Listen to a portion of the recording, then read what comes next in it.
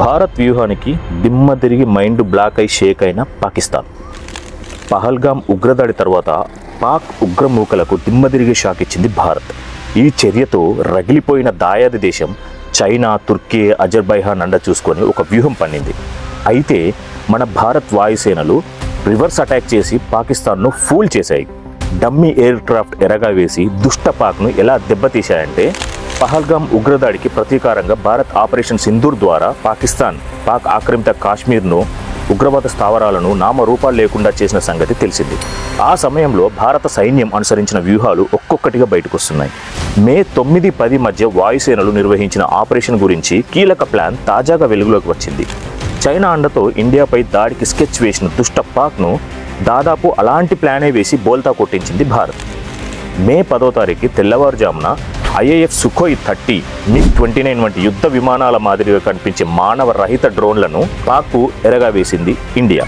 China వైమానిక రక్షణ వ్యవస్థల ద్వారా భారత్ దెబ్బతీయాలని పన్నాగం పన్నిన పాక్ సేనలను తెలివిగా ఉచ్చులో బిగించింది భారత్ వైమానిక దళం. పాకిస్తాన్ ఆక్రమిత కాశ్మీర్లోని 12 ముఖ్యమైన వైమానిక దళ స్థావరాల్లో 11 స్థావరాలను లక్ష్యంగా చేసుకుంది. అంతకుముందే ఫైటర్ జెట్లను పోలి ఉండే మానవ రహిత డ్రోన్లను పాక్ గగనతలంలోకి ప్రవేశపెట్టింది. అది చూసి ఇండియా వైమానిక దాడిలో దిగుతోందని భ్రమపడ్డారు దాయాది సేనలు. వెంటనే చైనా తయారు చేసిన HQ-9 క్షిపణి వ్యవస్థలను వరుసపెట్టి యాక్టివ్ చేశాయి. అంతే, ఆ క్షణంలోని HQ-9 జాడలను ఇట్టే పసిగట్టేసి జామ్ చేసేసింది మన ఎయిర్ ఫోర్స్. దీని తర్వాత భారత వైమానిక దళం నిజమైన దాడిని ప్రారంభించింది.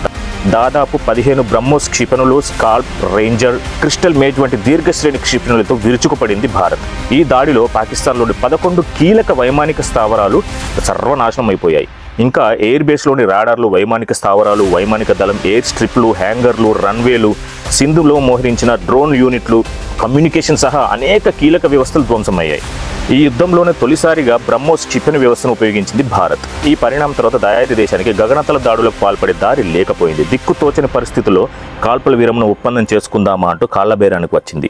పాక్ DGMO హఠాత్తుగా సీజ్ఫైర్ ప్రతిపాదన తీసుకురావడానికి ఈ దాడే కారణమని భారత వైమానిక అధికారులు ఓ జాతీయ మీడియాలో వెల్లడించారు.